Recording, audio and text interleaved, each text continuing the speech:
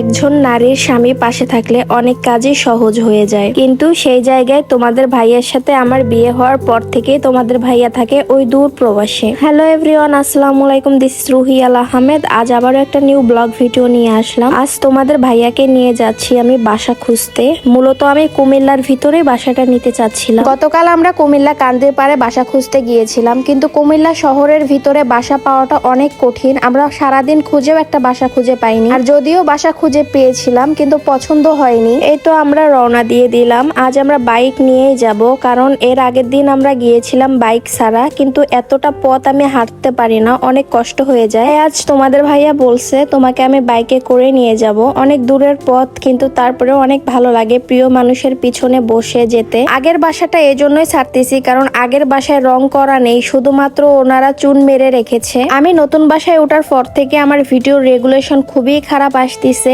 আমাকে দেখতেও অনেক বাজে লাগতেছে। তোমরা অনেকে ব্যাড কমেন্ট করতেছো আমাকে। আসলে ভিডিওর ব্যাকগ্রাউন্ডের কারণে রেগুলেশন খারাপ আসে, আর এই জন্যই আমাকে এরকম দেখা যায়। বাস্তবে আমি এতটাও খারাপ না দেখতে। এই তো একটা বাসা দেখলাম, এইটার মধ্যেও সাদা রং করা আছে, কিন্তু বাসাটা খুবই ছোট, আমার ফার্নিচার অনেক বেশি, তাই এই বাসাটা হবে না। তারপরে সেম বাসাতে আর এক ইউনিট দেখলাম, কিন্তু এইটাও মোটামুটি বড় আছে, বেলকুনি নেই। আর বারান্দা ছাড়া আমি বাসা নিব না, কারণ আমি মাঝে মধ্যে বারান্দাতে বসে চা কফি খাই। আর মূলত বাসাতে আমি একা থাকি, বারান্দা ছাড়া কিভাবে থাকবো বলেন? বাহিরে তো তেমন একটা বের হই না, মাঝে মাঝে বারান্দাতেই বের হতে পারি। এই তো বেশ কিছু বাসা দেখে আমরা বাসাতে চলে আসলাম। বৃষ্টির কারণে বেশি একটা বাসা খুঁজতে পারিনি, আর সবগুলো বাসার ফোন নাম্বার নিয়ে এসেছি। এখন ভেবে দেখবো কোন বাসাটা ভালো হয়, আমরা ওই বাসাতেই উঠে পড়বো। এই তো রুমে এসে আমি ফ্রেশ হয়ে নিচ্ছি। বাইকে ছিলাম, অনেক ধুলাবালু মুখে লেগেছে, তাই ভালো করে আমি ফেস ওয়াশ দিয়ে মুখটা ধুয়ে নিচ্ছিলাম। ভালো করে মুখটা ধুয়ে আমি ফ্রেশ হয়ে রুমে চলে আসলাম।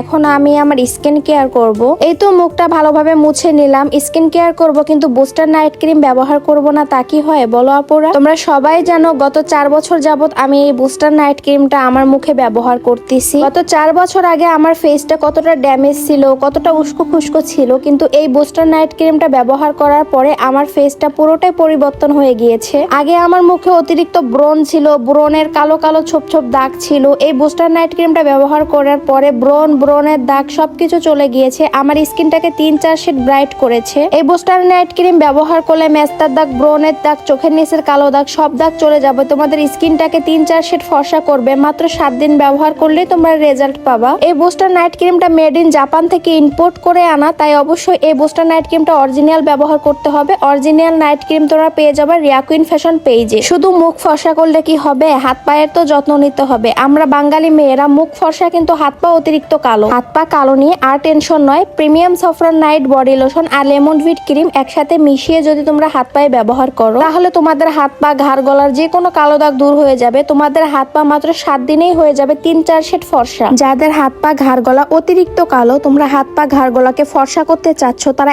এখনই ব্যবহার করো প্রিমিয়াম সফরান নাইট বডি লোশন আর লেমন ভিট ক্রিম। এই বডি লোশন আর ক্রিমটা তোমরা যদি রেগুলার রাতে ব্যবহার করো, তাহলে দেখবা 7 দিনের মধ্যে তোমাদের হাত পা, ঘাড়, গলার যে কোনো কালো দাগ রিমুভ হয়ে গিয়েছে। আর অবশ্যই এই কম্বোটা অরিজিনাল ব্যবহার করতে হবে। এই অরিজিনাল কম্বোটা তোমরা পেয়ে যাবা রিয়া কুইন ফ্যাশন পেজে। রিয়া কুইন ফ্যাশন পেজের স্ক্রিনশট দেওয়া আছে, পেজ মেনশন করা আছে, তোমরা অর্ডার করে ফেলো।